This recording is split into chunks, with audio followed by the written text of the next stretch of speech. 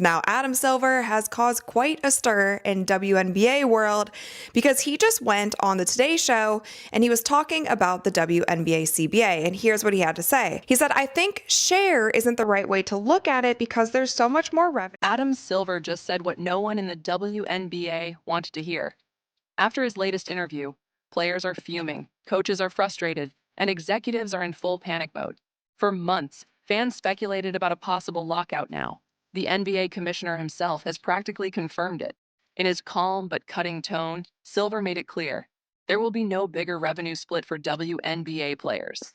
That single statement changed everything. The league that was finally finding its rhythm is now facing its biggest crisis ever.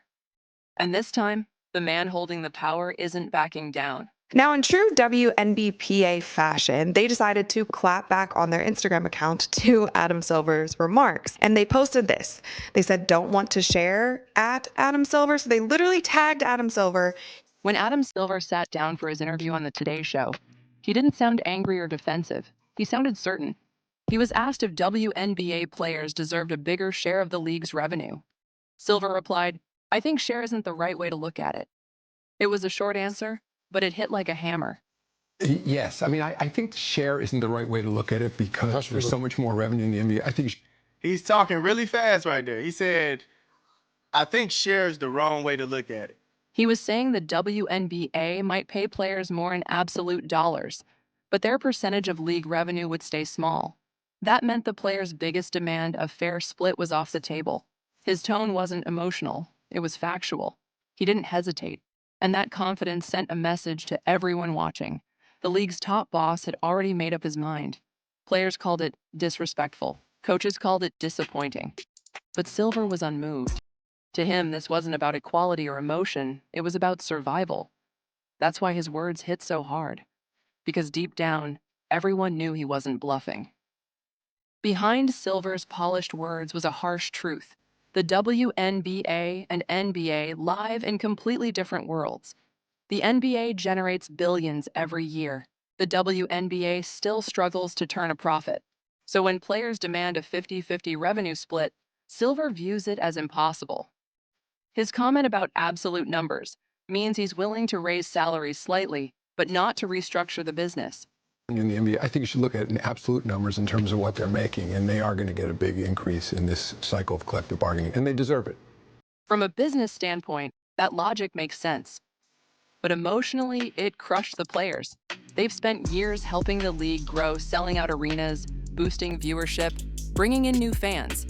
And yet, Silver's message felt like, "You're valuable, but not that valuable." It's the classic clash between passion and profit. Players see the results on the court. Silver sees the balance sheet. The problem is, both are right. The league is growing, but not fast enough to support massive raises. Still, hearing the commissioner shut down that conversation publicly made players feel powerless. For them, this wasn't just an interview, it was a declaration of control. Now the spotlight shifts to Kathy Engelbert, the WNBA commissioner, who's caught between two storms. She represents the players, but she answers to the NBA. And that's where the power struggle begins. The WNBA doesn't fully own itself. Roughly 42% belongs to the WNBA, 40% to the NBA, and 18% to outside investors. That means even Engelbert can't make major financial decisions without approval. Her hands are tied. So when Silver said there won't be a larger revenue share, he wasn't just expressing an opinion, he was making a decision for everyone. Engelbert has to stand behind it, even if she disagrees. It's a tightrope act few could manage. If she supports Silver too much, players lose faith in her leadership. If she leans toward the players, investors might panic. That's the reality of her role, a balancing act between passion and business. Right now, that balance looks impossible, because no matter which side she chooses, the other side is ready for war. For WNBA players, Silver's comments were the last straw. They've been asking for fairness, not favoritism. They point to full arenas, sold-out jerseys, and TV ratings climbing higher than ever. To them, that's proof the league can afford more. But Silver's words shut that door completely. Many players feel like their loyalty is being tested. They've sacrificed off-season opportunities overseas, pushed league marketing, and built the fan base. Now they feel dismissed. Some veterans are openly preparing for a lockout, saving money, talking to agents, and bracing for missed paychecks. Even coaches are uneasy. A lockout doesn't just freeze games. It kills player momentum and team chemistry. You can hear the frustration in every press conference. This is no longer about salaries. It's about respect. Players aren't just fighting for a raise. They're fighting for acknowledgement. Silver's comments confirmed what many feared. Their voice might not matter when money's on the line. And that realization stings the most. Here's where it gets tricky because Caitlin Clark changed everything. Her arrival didn't just lift the WNBA, it redefined it. Every game she plays sells out. Her jerseys disappear from stores. TV ratings skyrocket. She's the spark behind the league's biggest boom ever. But that success also exposed a fragile truth. The WNBA's growth depends heavily on one player. When Clark got hurt earlier this year, attendance and ratings instantly dropped. That proves Silver's point the league's momentum isn't stable yet. He sees that as evidence the WNBA isn't ready for a massive pay jump. But players see it differently. They believe Clark's rise proves the league's value, not its weakness. They argue her success shows what women's basketball can be when given real attention. And honestly, both sides have a point. Clark made the league relevant in every household, but she also showed how quickly it can all fade. That's why her name keeps coming up in every meeting. She's the symbol of hope, and the reason for hesitation. October 31st isn't just Halloween, it's the WNBA's deadline. That's when the current collective bargaining agreement expires, and if no deal is reached, the league officially enters lockout mode. Right now, talks have stalled. Players want a fairer cut of revenue tied to league growth. The league says it's already offering that, just in a different form. But Adam Silver's latest comments made one thing clear: the structure won't change. This deadline isn't just paperwork, it's the point of no return. Behind closed doors, owners are nervous, sponsors are hesitant, and the league's marketing team is quietly freezing next season's campaigns. The fear is real, because if no agreement happens by Halloween, training camps stop, preseason plans vanish, and the 2026 season could disappear. A league that's finally reaching its peak might suddenly go silent. And the scary part is, everyone knows it. Inside WNBA headquarters, the optimism that fueled last season is fading fast. Executives who once celebrated record ratings are now crunching numbers, preparing for the worst. Sponsors that were eager to attach their brands to women's basketball are reconsidering their deals. And TV partners are quietly asking for reassurances before committing to future seasons. The problem isn't just the potential lockout, it's the message it sends. Silver's comments reminded everyone that the league still relies heavily on NBA funding.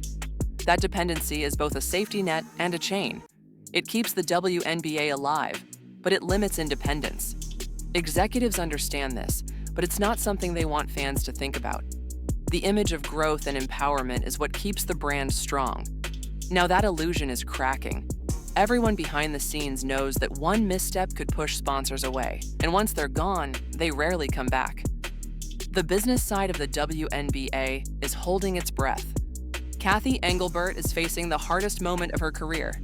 She's the public face of the WNBA, but she doesn't fully control its future. Every statement she gives is judged by both the players and the league's investors. If she says too much, it's rebellion. If she says too little, it's weakness. Her role is to protect the league, even when that means saying things she might not believe.